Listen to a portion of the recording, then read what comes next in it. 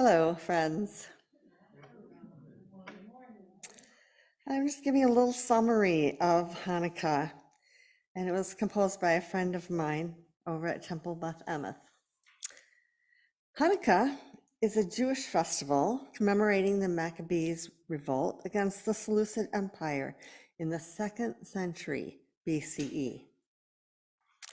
The Seleucid Empire was a major center of Hellenistic culture, and their occupation of Palestine involved their desecrating the Second Temple in Jerusalem. After the successful Maccabean revolt, the Jews cleansed and rededicated the temple, including the rekindling of the eternal light. Let's see the light. We have one of those too. They found that there was only enough oil to keep the light kindled for one day, but miraculously, the oil burned for 8 days. Thus, Hanukkah commemorates both a historical victory of religious freedom and also a spiritual victory in the miracle of the light. Hanukkah does not carry with it the religious obligations of major Jewish holidays, and it is therefore a minor festival on the Jewish religious calendar. Because of its proximity to Christmas, it has attained greater cultural significance in Western culture. In commemoration of the miracle of the oil, Hanukkah is an 8-day celebration with a lighting of the menorah, a candelabrum, with a candle for each of the 8 nights, plus one more candle called the shamash, or guardian, which is used to light the other candles. One additional candle is lit for each of the 8 nights of Hanukkah. The lighting of the menorah is accompanied by blessings each night. Blessed are you, eternal God, sovereign of all, who hallows us with your commandments and commands us to light the Hanukkah lights.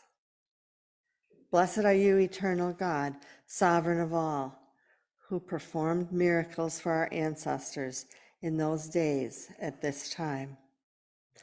On the first night, as at other first-time moments throughout the year, there is a third blessing.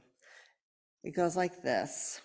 Blessed are you, eternal God, sovereign of all, who has kept us alive, sustained us, and brought us to this season.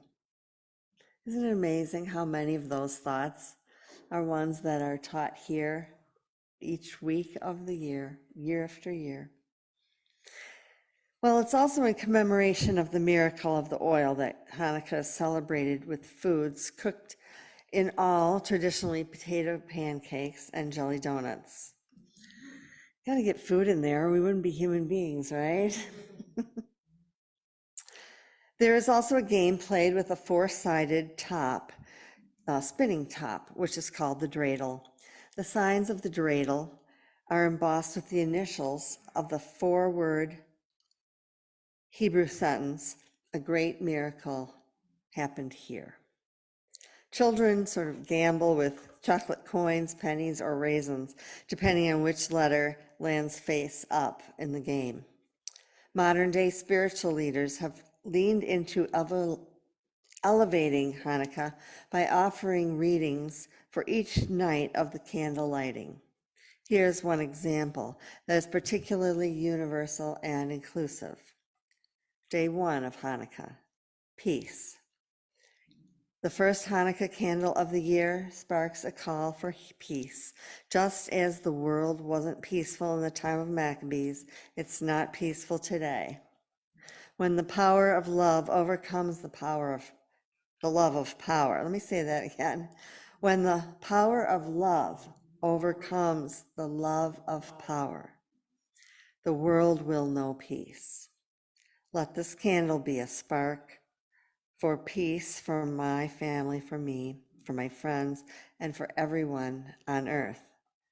And that was a quote from Jimi Hendrix.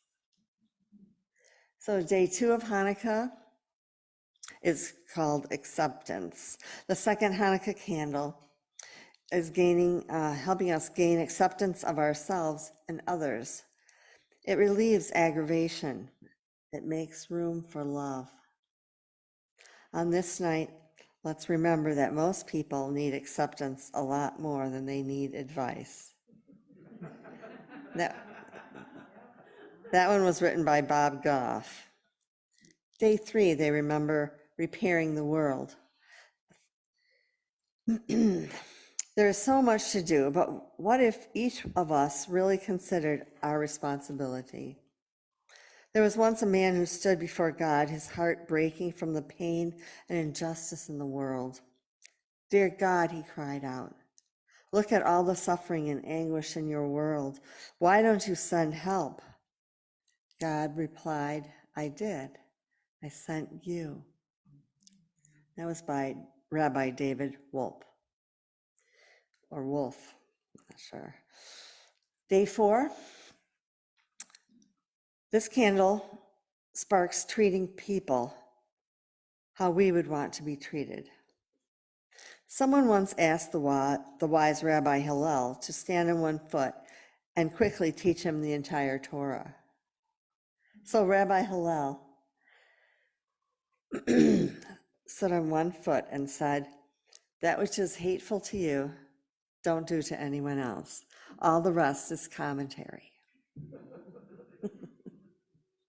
Sometimes people call this the golden rule. Whatever you want to call it, let's let the 4th candle remind us to treat others as we would want to be treated. And that's a quote of Rabbi Hillel. The 5th Hanukkah candle sparks compassion. Compassion for ourselves, for our friends, animals, even those we don't like too much. Being compassionate can change everything. You can either practice being right or practice being kind. That was written by Anne Lamont. The 6th candle sparks the importance of honoring how diverse our world is. No one is born hating another person because of the color of his skin or his background or his religion or sexual orientation. People must learn to hate. And if they can learn to hate, they can learn to love, because love comes more naturally to the human heart. Love comes more naturally to the human heart. That was written by Nelson Mandela. Forgiveness is what is remembered with the 7th candle. In some cases, forgiveness is wildly difficult to achieve,